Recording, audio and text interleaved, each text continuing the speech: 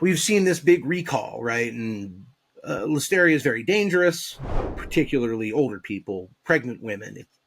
There are real problems here, and there are people who've died. The class action is interesting. Look, if you're someone who ate actual contaminated with listeria lunch meat and got sick, and got really sick, right? The people who died or the people who had significant illnesses, those people have cases all day. It doesn't even matter if the factory was or wasn't negligent. Food is going to be treated like any other product put into the stream of commerce. It's a strict liability standard. If you sent me a product that is unsafe to be used, in this case, eaten in the ordinary way it's to be used, then you're going to be liable for the damages that caused. There's a class action that was filed in New York where the class, the people they're bringing the case on behalf of, are not the people who got sick, but are the people who bought the lunch meat and, either threw it away or whatever. And the allegation is that they suffered damages, right? That, if you bought the lunch meat and then you had to throw it away, you suffered economic harm. Now, there was a recall, but how was the recall worded? The recall said, they told you should throw it away, or you can take it back to the store for a refund. All I want is a refund. Refund?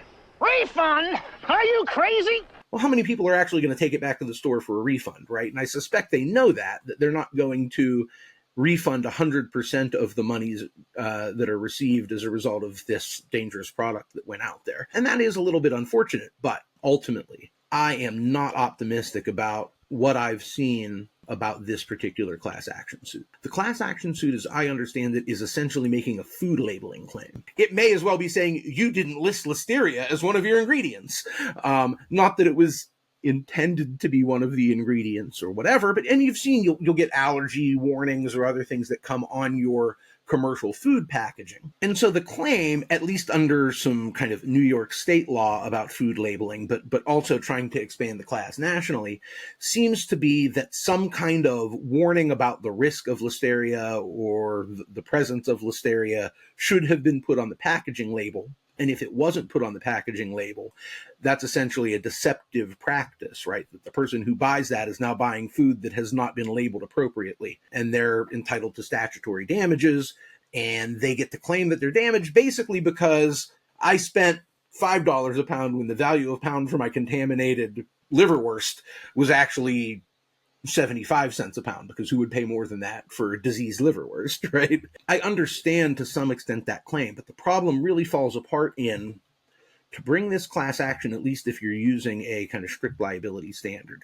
you have to demonstrate that your product was defective and that you were injured.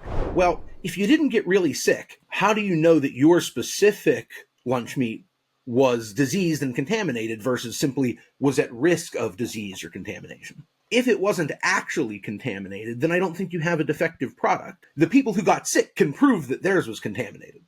But everyone else, they were offered a refund. You can take it back and get your actual money back. So in that sense, you're not economically harmed without some physical injury. In any case, I don't think that the economic harm will suffice as an injury to bring a strict liability claim.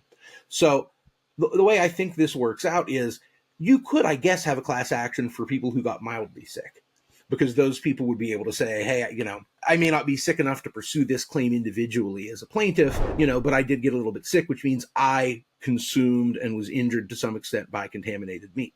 But I don't think there's a good class action for people who purchased potentially contaminated meat.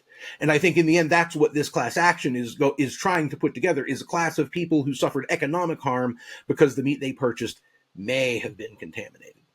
Well, for what it's worth, at least anyone who has in the last, 15, 20 years been or known someone pregnant knows that there's always a risk of contamination with lunch meat. That's why the doctors are warning pregnant women not to eat lunch meat in the first place, right? It's for the risk of listeria. So, I think you're really straining if all you've got is a potentially contaminated product instead of an actually dangerous defective product.